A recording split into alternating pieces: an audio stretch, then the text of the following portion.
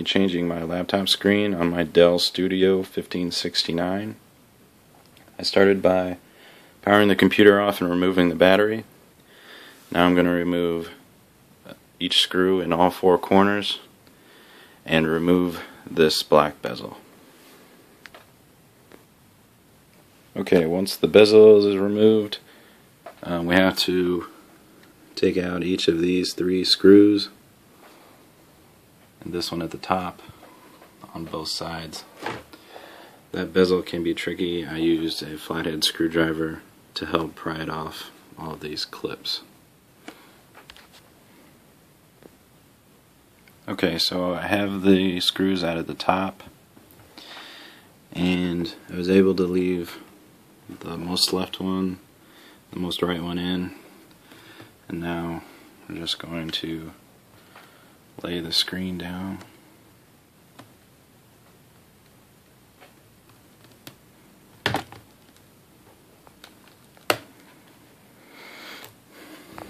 Okay, and now we need to remove this tape and unplug that plug, and then the old screen is completely taken care of.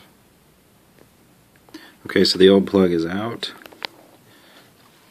The old screen can be discarded.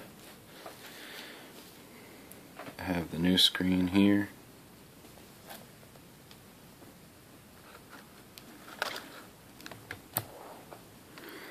I'm going to plug the plug back in and re-tape it up. Okay, the new plug is in, and we're going to set the screen back up and replace these screws in the corners and this screw at the top on both sides to secure the new screen in. Okay, the new screen is in. All the screws are attached. I'm going to replace the bezel and the battery, and I will be right back.